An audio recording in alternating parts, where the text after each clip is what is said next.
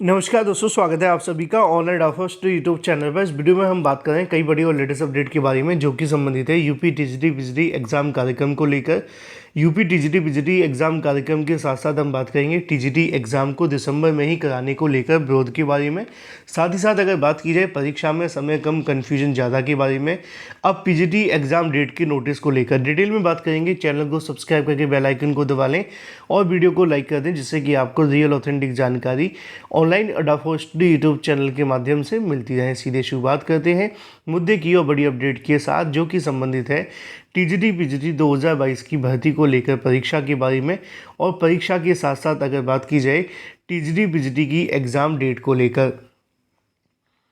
उत्तर प्रदेश शिक्षा सेवा चयन आयोग की जब से चेयरमैन गई हैं डॉक्टर कीर्ति पांडे, जब से उनके जाने के बाद जो चीज़ें थोड़ी सी बदल गई हैं। बदलने का मतलब ये है कि जब वो हुआ करती थी तो चीज़ें कुछ और लेवल पर चल रही थी। जैसे कि अगर बात की जाए उनकी होने की वजह से कम परीक्षाएं स्थगित तो हो रही थी, है ना, क्योंकि उनके जाने के बाद जो बदलाव हुआ है वो आप सभी को थोड़ा चौंका के रख देगा।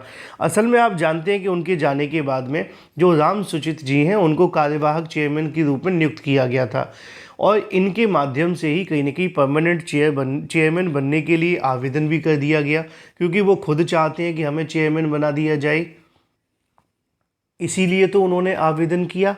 कार्यवाहक चेयरमैन के माध्यम से कोशिश की जा रही थी कि as soon as possible TGT PGT को लेकर कोई रिजल्ट दिया जाए। देखो ये बात तो सच है, चाहे कोई कुछ भी कहे कैसे भी कहे, लेकिन इस बात को कहने में कोई संशय नहीं है कि जो डॉक्टर प्रोफेसर कीर्ति पांडे के माध्यम से अपना इस्तीफा दिया गया था उसमें उन्होंने अपने व्यक्तिगत कारण तो बताए थे, लेकिन हम सब जानते हैं कि उनकी एक नाकामी रही थी कि टीजीटी पीजीटी परीक्षाओं को बार बार स्थगित करना पड़ा था, इसी वजह से उनको इस्तीफा देना पड़ा। हालांकि उन्होंने इसका कोई भी कारण दिया हो लेकिन सच किसी से छुपा नहीं है। तो उनके जाने का सबसे बड़ा कारण तो यही था कि परीक्षाएं ना हो पाना, लेकिन कार्यवाहक चेयरमैन के माध्यम से कोशिश की गई कि कैसे भी न कैसे करके इस कंडीशन से बाहर निकला जाए और सरकार को रिजल्ट दिया जाए। सरकार क्या चाहती थी? Indirectly result. और रिजल्ट कैसे मिल सकता था? रिजल्ट मिल सकता था परीक्षा कराने को लेकर।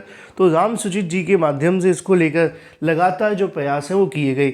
अब इसी के संबंध में एक बड़ी जानकारी सामने निकल कर आ गई है, और ये जानकारी है यूपी टीजीटी की परीक्षा को दिसंबर में ही कराने पर विरोध को लेकर,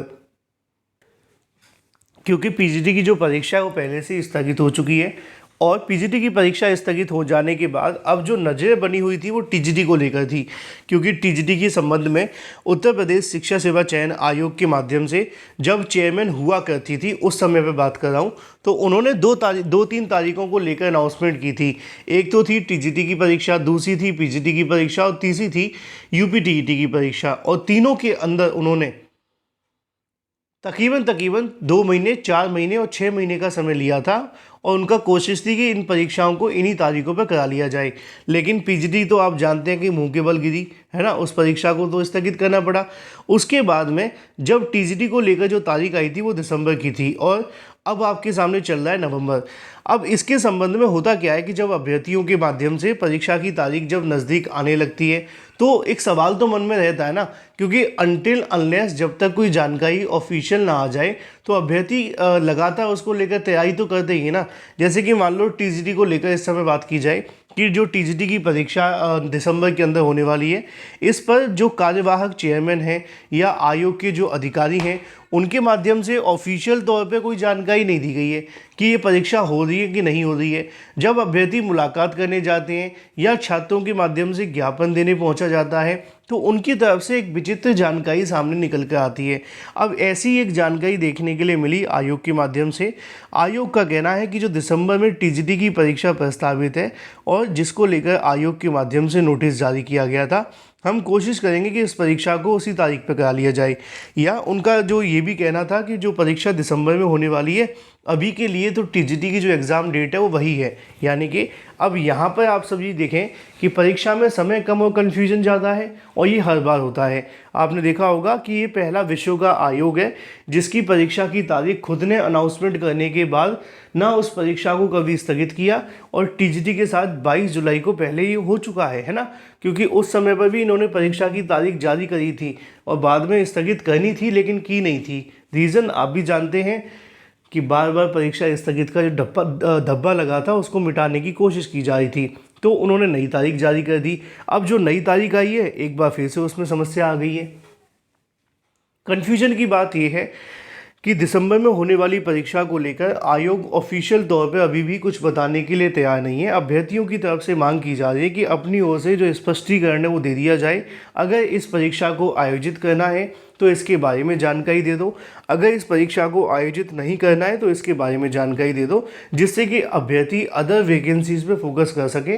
क्योंकि इस समय आप जानते हैं कि यूपी के अंदर टीजीटी पीजीटी वाले अभ्यर्थियों के पास में कई मौके अवेलेबल हैं। इससे पहले नहीं थे, क्योंकि उससे पहले एलटी ग्रेड की वैकेंसी आई नहीं थी।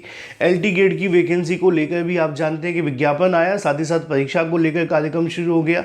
तो वहीं दूसरी तरफ एलटी ग्रेड के साथ में अगला जो फोकस है वो जीआईसी प्रवक्ता को लेकर भी है।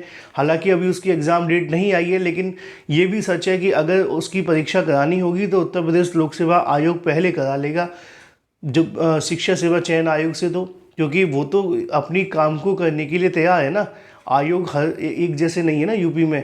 तो ऐसी कंडीशन में अभ्यर्थी काफ़ी ज़्यादा चिंतित हैं कि अब अगर परीक्षा दिसंबर में ही करानी है तो भाई कंफर्म कर दो, नहीं करानी तो कंफर्म कर दो। कम से कम अभ्यर्थी एक साइड तो हो जाएंगे तैयारी करने के लिए कि नहीं होनी है, चलो हम आगे बढ़ते हैं। अब ये मामला काफ़ी ज़्यादा पेचीदा होता जा रहा है, क्योंकि अभी भी टीजीटी को लेकर तो कहीं ना कहीं संशय बनाई हुआ है। अधिकारी कहते हैं कि अभी के लिए जो तारीख है वो दिसंबर की ही है, लेकिन वहीं दूसरी तरफ बात की जाए पीजीटी परीक्षा के बारे में तो वहाँ पे माहौल कुछ और ही बना हुआ है। पीजीटी को लेकर ही मैंने जानने का प्रयास किया। मैंने आप सभी को कई बार अपनी वीडियोस के माध्यम से बताया भी है कि पीजीटी की जो परीक्षा है वो लंबी जा सकती है। लंबी जाने का मतलब ये है कि या तो ये परीक्षा जनवरी में हो सकती है।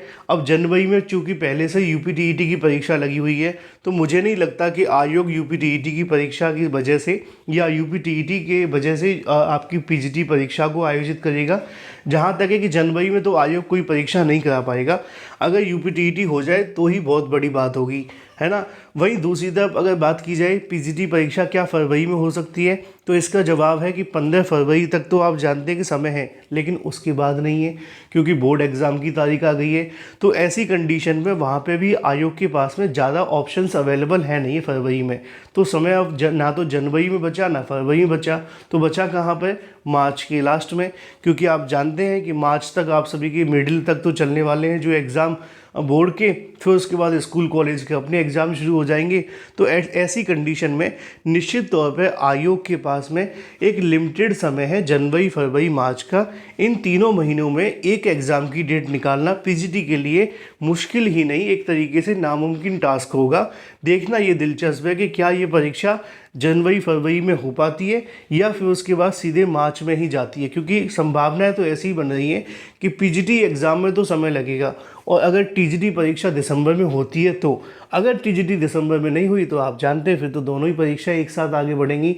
अब इंतज़ार है नए शिक्षा सेवा चयन आयोग के चेयरमैन का कि वो आकर के क्या करते हैं, क्योंकि अधिकारी फ़िलहाल कुछ ज़्यादा कहने के लिए तैयार नहीं है। जब उनसे पूछा जाता है क्या परीक्षा होगी तो वो कहते हैं अभी के लिए तो दिसंबर ही है, बाकी का नए चेयरमैन के आने की बात तय होगा। और नए चेयरमैन के आने में भी काफ़ी ज़्यादा देरी हो चुकी है। 25 अक्टूबर तक की डेडलाइन तय की गई थी, आज 10 दिसंबर होने को है, नवंबर, लेकिन चेयरमैन का इंतज़ार है।